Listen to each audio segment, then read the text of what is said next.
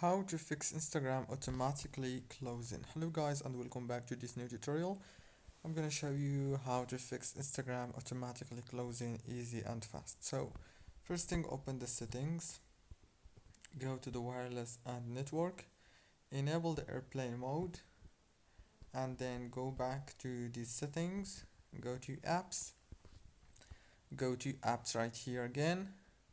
Wait a few seconds, it will start loading, and after that scroll down until you find Instagram. Click on it, click on force stop, and then click on permissions, enable all the permissions, and then go back to the settings, click on wireless and networks again, disable the airplane mode, and reopen Instagram, and the problem must be fixed. Don't forget to like, subscribe, and thank you for watching.